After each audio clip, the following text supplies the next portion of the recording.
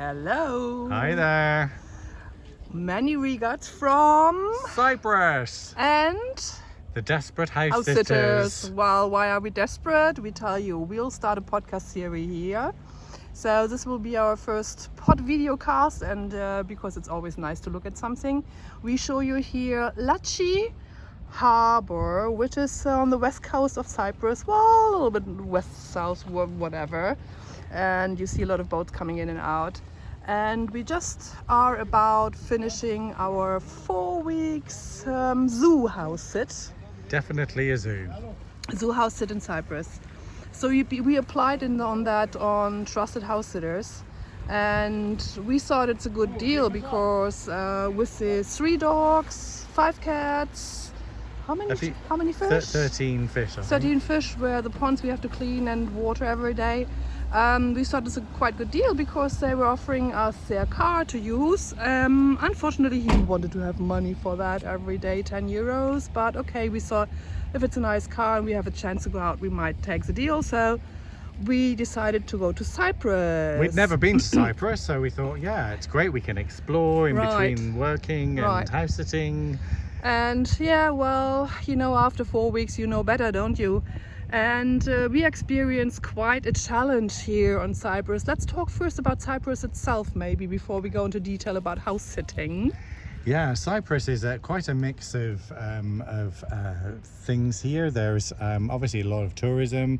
And this is one of the places that we're at. We've got loads of big boats. I don't know whether you can swing over to the blue ones there. Yeah. See these boats here? They go off to the Blue Lagoon, which is a short boat ride away from here, and lots of people drinking lots of alcohol and drinking and jumping into the water. And having party. If that's your thing, great. It's not really ours. No. And Paphos is actually the closest big city to here. It's quite a spread out city, quite big, quite nice though. Yeah. One of the nice things about Cyprus is that many of the beach areas are actually not built up. There's loads of plots of land around the coast which are completely clear, which is rare to find in a lot of these sort of places. Yeah. And also one of the nice things about Cyprus is that many of the car parks are free. I mean, in some of the touristy areas you've got to pay, and Paphos you have to be really careful. Let's do a bit of a warning if anyone comes here. So they've got this smart tourism thing in place in Paphos, and if you park in one of the car parks which is run by the municipality, you have got to go on an app and pay, and if you don't realize that what you're doing, you can end up with a ticket, which is not nice. We're talking about animals on Cyprus because we are here because we love animals. Absolutely. And we thought, well, looking after this little zoo might be fun. Finding out that's not fun at all, because Cyprus people here have no respect for animals at all. There are so many stray dogs, stray cats that are suffering, trying to survive. The Cypriot people have not really a friendly behavior towards animals. They're not supporting to keep them in balance. They're actually driving on them and trying to kill them or shoot birds. And there's so many homeless animals here. We've never seen something like around like that anywhere in Europe. Yeah, both of us have been to quite a few Mediterranean countries, and neither of us have seen anything as bad as this here. Yeah. And it's heartbreaking in some places to see these, you know, starving animals and animals that just don't have a home and don't have someone to cuddle and love, and you know, really is such a shame. And they kind of don't even see animals as kind of, you know, beings that should be cared for. They're easy to just disregard or dispose of. Yeah. So that's what we found out. So we were quite lucky to have found a house sit where people are different with animals, and we thought because they are rescuing animals, and we thought that might be a little bit different. And so we were actually starting to rescue animals, didn't we? Because there was a community in the house. It was like more houses that share a community area with a pool, and we found 7 little kittens, just maybe 2 weeks old when we arrived. And none of the people in the community, and most of them were not Cyprus people, didn't even care a shit about them. And so we had to do quite a struggle to keep them there, and we could actually feed them every day on our expenses. We paid for it, and Yeah. we made sure they are safe and happy and healthy. And really, it was a nightmare to see how the people are interacting. And we saved the dog as well from the street. She was in a very miserable circumstances, and we could bring her to a rescue place. First they didn't want to take her, and then they took her. It was just, and we still had to look after our animals. On top of that, on the kittens and the mother, they're all doing well, but we don't know what will happen to them when we leave on 2 days in 2 days. So it's heartbreaking in a way, really. And just one of the other things about kind of the culture here in Cyprus towards animals, so a lot of them don't actually believe in neutering either.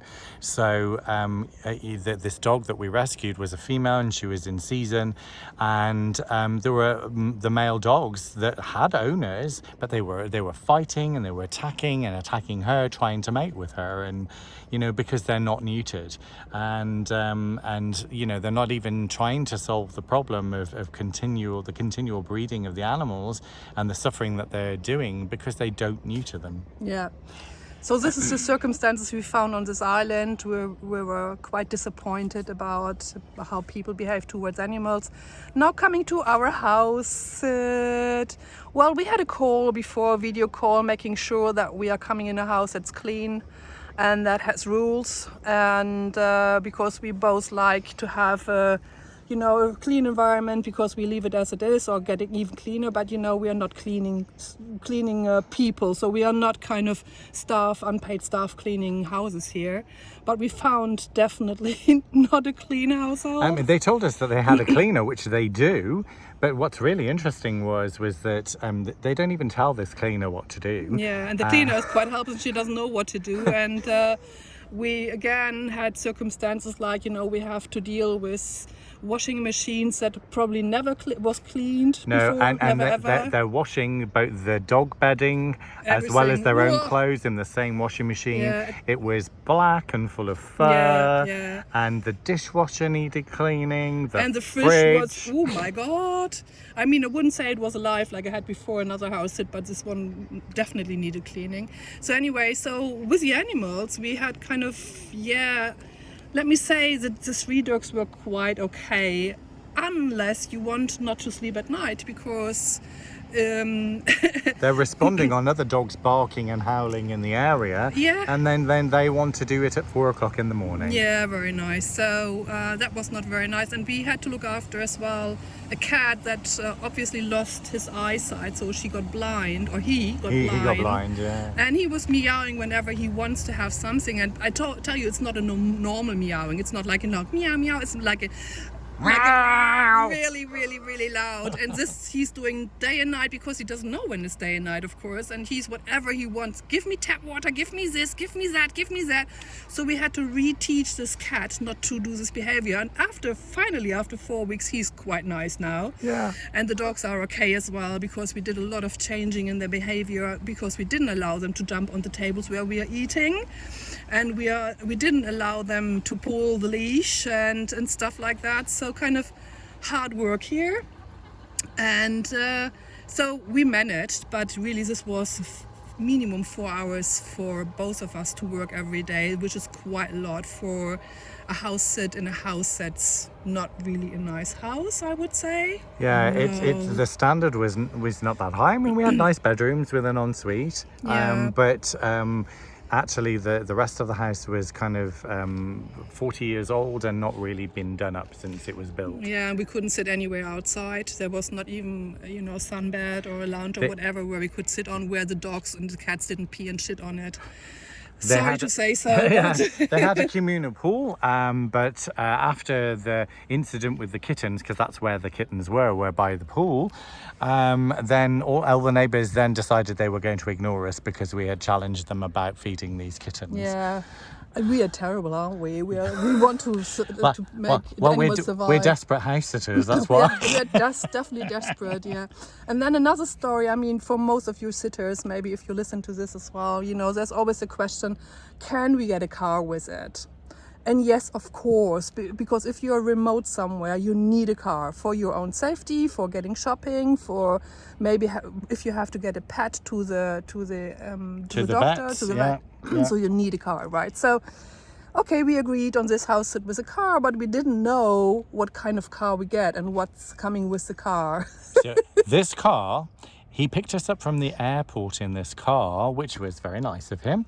And the driver's side window didn't work, so it was permanently open.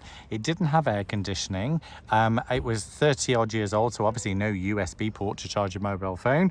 No AC. Yeah, no AC, and then really it had to go in for a service the week after. No, they left. you forgot the police. We were stopped on the highway. Yes, of course. We were stopped on the highway on the transport. The police stopped us not because of speeding, not us, the driver, the owner, because he didn't pay his road tax for a year. Really? What? So we were like, thank God they stopped him and not us the next day.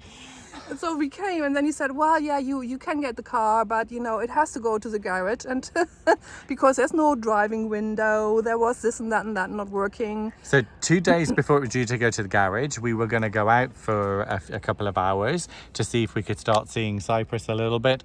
And then the car wouldn't start. Yeah, battery flat.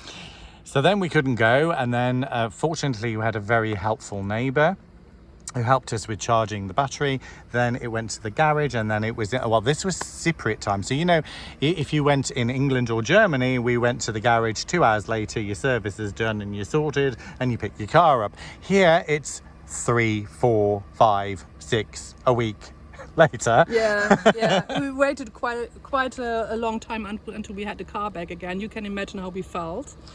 And then we got it back, finally, because it said, yeah, we did the service, everything is fine. Yeah, I tell you, nothing was fine. 2 weeks later, we had only 2 or 3 tours that we did, because the car was really scary. We were kind of, we don't feel secure in here. The petrol smell in there was just disgusting. I had to vomit several times. So anyway, we went out on a Sunday, because this is the day where we're not working, happy to go out. And in the morning after, I think we were out 2 hours, the car broke down totally. The V-belt is gone. Yes, of course, because this wasn't serviced and not even looked after. So the whole Sunday was spoiled. We were driving, we had a rescue. We had to have a roadside assistant who put the car on the back of the truck and drove us back to a garage. We got to a garage which is actually in the next village, tried to call a taxi on a Sunday. No way, on a Sunday in a village. No, the assistance driver couldn't take us back to where we were staying because he was tracked by GPS. And so we had to walk in the midday heat from the next village, which was a few kilometers. And then we told the owners what happened, and they said, well, the next house sitters don't get the car anymore. It was fine before you had it, so you're responsible for that. Hello? Not even asking, did anything happen to you? Are you safe? Sorry that you had to walk all that way? Nothing. Very nice. We love this house owners really very much. We are really looking forward for the handover tomorrow, aren't we? Yes. So anyway, the car is still in the garage. We don't have a car, but we had to hire another car to be able to go out today to make this nice video and show you this nice harbor here.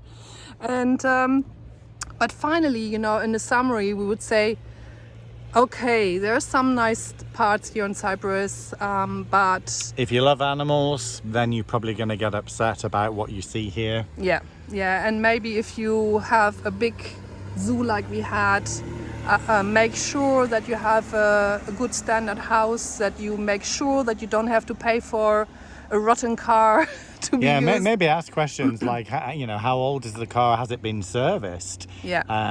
Is the tax and insurance up to date? I mean, these are actually valid questions that we realised we never asked.